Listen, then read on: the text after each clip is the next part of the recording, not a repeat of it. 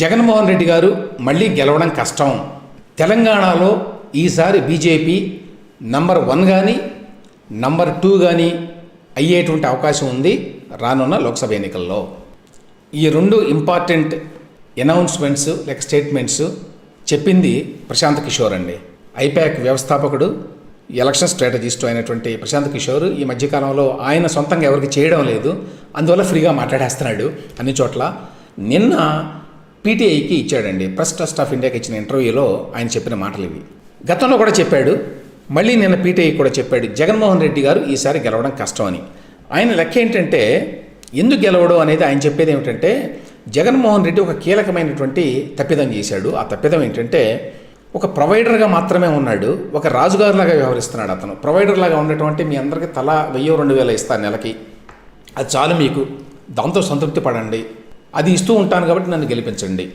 ఈ రకమైన యాటిట్యూడ్ తోటి జగన్మోహన్ రెడ్డి గారు పరిపాలించాడు గత 5 ఏళ్లుగా. కానీ దానివల్ల ప్రజల యొక్క ఆకాంక్షల్ని అది తీర్చదు.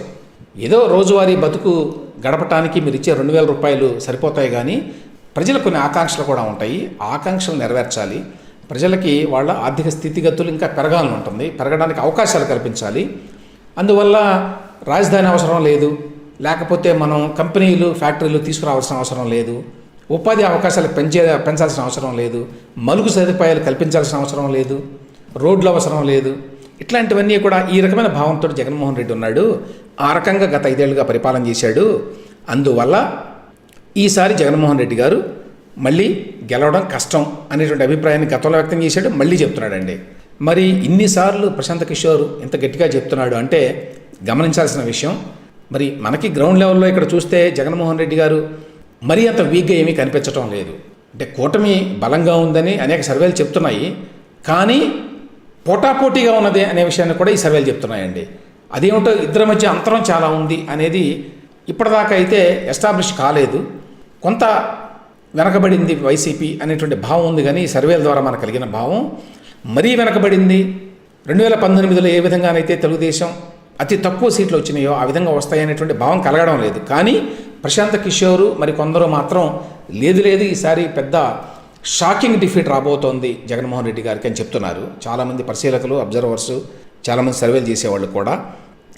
అది 2019లో ఎంత బిగ్ మార్జిన్ తోటి విక్టరీ వచ్చిందో అంతే షాకింగ్ డిఫీట్ రాబోతోంది 2024లో అని చెప్తున్నారు. సో అది ఒకటి మనం చూడాలి నిజం అవుతుందా కాదా అని. రెండో పాయింట్ ప్రశాంత్ కిషోర్ చెప్పేది ఏమిటంటే తెలంగాణలో బీజేపీ ఈసారి ఎన్నికల్లో నంబర్ 1గా కానీ నంబర్ 2గా కానీ ఎమర్జీ కావచ్చు అన్నాడండి. ఇది ఒక ఆశ్చర్యకరమైనటువంటి విషయం. అంటే బీఆర్ఎస్ అనేది సోదిలో లేదు, కాంగ్రెస్ పార్టీకి ఎక్కువ సీట్లు వస్తాయని చాలా సర్వేలు చెప్తున్నాయి. ఈసారి లోక్సభ ఎన్నికల్లో సెకండ్ పొజిషన్లో బీజేపీ ఉంటుందనే విషయం కూడా చాలా సర్వేల్లో వచ్చింది. బీఆర్ఎస్ ఈసారి 3వ పొజిషన్లో ఉంటుంది అని చెప్పి కూడా ఈ సర్వేలు చెప్తున్నాయి. ఇప్పుడు ప్రశాంత్ కిషోర్ ఏమంటున్నాడంటే తెలంగాణలో బీజేపీ పుంజుకుంటోంది అని చెప్తున్నాడండి. ఆ పార్టీ రాష్ట్రంలో గణనీయంగా ఓట్లు సీట్లు సాధించి మొదటి లేదా 2వ స్థానంలో నిలిచే అవకాశం ఉంది అని చెప్పి జోస్యం చెప్పాడు. సరే, ఏపీలో జగన్ మళ్ళీ అధికారంలో రావడం కష్టమేనని స్పష్టం చేశాడు, అదొకే. ఇంకొక పాయింట్ ఏమిటంటే ఈయన చెప్పిన ఇంపార్టెంట్ పాయింట్, బీజేపీ వాళ్ళు ఈసారి 370 సీట్లు టార్గెట్గా పెట్టుకున్నారండి దేశం అంతా. కానీ ఈయన చెప్పేది ఏంటంటే బీజేపీకి 300 సీట్ల వరకు వచ్చే అవకాశం ఉంది, అంతకంటే ఎక్కువ రావు. 300 సీట్లు వచ్చినా కూడా గవర్నమెంట్ ఫామ్ చేస్తారు. 272 కదా కావాల్సింది గవర్నమెంట్ ఫామ్ చేయడానికి. కాబట్టి గవర్నమెంట్ ఫామ్ చేయడం బీజేపీ ఖాయం అనే విషయాన్ని మరొకసారి చెప్తున్నాడు. అయితే బీజేపీ చెప్పినట్టుగా 370 వచ్చే అవకాశం లేదు. అయితే ఈ సందర్భంగా కొన్ని పాయింట్లు చెప్పాడండి. యాక్చువల్గా బీజేపీ ఇన్విన్సిబుల్ కాదు, అంటే బీజేపీని ఓడించడం అసాధ్యం అనేటువంటి భావం ఏదైతే ఉందో అది కరెక్ట్ కాదు. చాలా అవకాశాలు వచ్చినాయి గతంలో, కానీ విపక్షాలు అంటే ప్రతిపక్షాలు చాలా బలహీనంగా ఉండటం వల్ల, వాళ్ళకి సరైనటువంటి వ్యూహం లేకపోవడం వల్ల, వాళ్ళు సరిగ్గా రియాక్ట్ కాకపోవడం వల్ల అప్పటికప్పుడు వచ్చిన సిట్యువేషన్స్కి వాళ్ళు వెనకబడ్డారు. విపక్షాలు వాడుకోలేదు అని చెప్పాడండి. మోదీ నేతృత్వంలో బీజేపీ అప్రతిహతంగా దూసుకుపోతుందన్న వాదనను ఒక పెద్ద భ్రమగా ప్రశాంత్ కిషోర్ చెప్పాట. అదొక ఇల్యూషన్, ఒక పెద్ద భ్రమ. ఎస్పెషల్లీ కాంగ్రెస్ పార్టీ వాళ్ళు చాలా వీక్గా ఉండటం వల్ల, because they were not able to rise to the occasion, they were not able to rise to the challenge అనమాట. అందువల్ల వాళ్ళ ఫెయిల్యూర్ వల్ల, కాంగ్రెస్ పార్టీ వారి ఫెయిల్యూర్ వల్లే బీజేపీ ఈ విధంగా ముందడుగు వేయగలుగుతోంది, ఈ విధంగా అప్రతిహతంగా సాగుతోంది అనే అభిప్రాయాన్ని మనందరికి కలిగిస్తోంది అనేది చెప్పేది.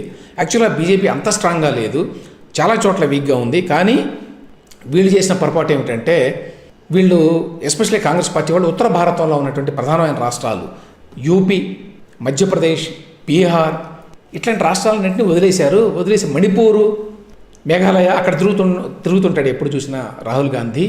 దాన్ని బట్టి వాడు ఫోకస్ సరిగ్గా లేదు. వేరే బీజేపీ ఏం చేస్తోంది, నరేంద్ర మోదీ గారు అక్కడ గుజరాత్లో పోటీ చేస్తాడు, ఇక్కడ మన వారణాసిలో పోటీ చేస్తాడు. ఎందుకు వారణాసిలో పోటీ చేస్తున్నాడు? ఎందుకంటే ఇదిగో ఈ మొత్తం ఉత్తర భారతం అంతా ఎస్పెషల్లీ హిందీ బెల్ట్ అంటారు కదా, అక్కడ మేమున్నాము అని చెప్పుకోవాలి. ఇక్కడ రాహుల్ గాంధీ గారేమో అక్కడ వదిలేసి అమేఠీలో యూపీలో వచ్చి కేరళలోని వైనాడ్లో పోటీ చేస్తున్నాడు. ఆ రకంగా స్ట్రాటజిక్ మిస్టేక్లు చాలా చేస్తున్నారు అని చెప్పాడు.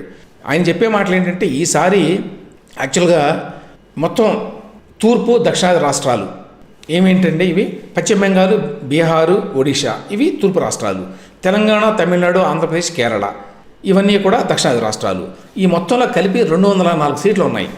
ఉంటే బీజేపీ వాళ్ళు ఇక్కడ ఈ 204 సీట్లలో గణనీయంగా పెంచుకోవడానికి ట్రై చేస్తున్నారు. వాళ్ళకి 2014లో 29 సీట్లు మాత్రమే వచ్చినాయి ఈ మొత్తం తూర్పు దక్షిణాది రాష్ట్రాల్లో. వేరే 2019లో 47 సీట్లు వచ్చినాయి. ఇప్పుడు 2024లో ఈ 47ని ఇంకా పెంచుకోవాలని వాళ్ళు ప్రయత్నం చేస్తున్నారు. మరోవైపు ఉత్తర భారతంలో వాళ్ళకి పొజిషన్ని ఇంకా స్ట్రాంగ్గా చేసుకుంటున్నారు. వేరే వీళ్ళేమో అసలు పట్టించుకోవడం లేదు. ఈసారి బెంగాల్లో, ఒడిస్సాలో బీజేపీ నెంబర్ 1 స్థానంలో నిలుస్తుంది అని చెప్తున్నాడండి ప్రశాంత్ కిషోర్. మరి అక్కడ బెంగాల్లో అక్కడ మమతా బెనర్జీ గారు ఉన్నారు, అందరికీ తెలుసు. అక్కడ ఈసారి బీజేపీ నెంబర్ 1గా అవతరించేటువంటి అవకాశం ఉన్నది అని చెప్తున్నారు. అదేవిధంగా ఒడిస్సాలో కూడా అక్కడ నవీన్ పట్నాయక్ గారు ఉన్నారు, అయినా కూడా ఈసారి బీజేపీ నెంబర్ 1 కావచ్చు అని చెప్తున్నారు. సో ఈ విధంగా ఓవరాల్ పొజిషన్ మనకు తెలిసినట్టే సిచ్యువేషన్ మనం దాదాపుగా ప్రజలందరూ గమనిస్తున్నట్టే చెప్పారు ప్రశాంత్ కిషోర్ కూడా. కాంగ్రెస్ పార్టీ ఎసెప్టివ్గా లేదు, అది బలంగా ముందుకు దూసుకెళ్ళడం లేదు. కాంగ్రెస్ పార్టీ బలహీనం వల్లే బీజేపీ బలంగా ఉందనేది ఒకటి. ఆ తర్వాత దక్షిణాదిలో కూడా బీజేపీ రానున్న ఎన్నికల్లో పాగా వేయబోతోంది అనేది మూడవది. తెలంగాణలో ఈసారి నెంబర్ 1గా బీజేపీ వచ్చిన ఆశ్చర్యం లేదు అనే మాట. ఇక పశ్చిమ బెంగాల్, ఒడిశా రాష్ట్రాల్లో ఇప్పటివరకు బీజేపీకి అంత ముఖ్యమైన స్థానం లేదు, ఎస్పెషల్లీ వెస్ట్ బెంగాల్లో ఇటీవల కాలం వరకు కూడా. కానీ ఈసారి ఎన్నికల్లో నెంబర్ 1గా ఎమర్జ్ అయ్యేటువంటి అవకాశం ఉన్నది అని కూడా చెప్తున్నాడండి. సో ఇవన్నీ కూడా ఇంట్రెస్టింగ్ అబ్జర్వేషన్స్. మరి ఎన్నికల తర్వాత ఎంతవరకు ఇవన్నీ వాస్తవ రూపం దాలుస్తాయో చూడాలి.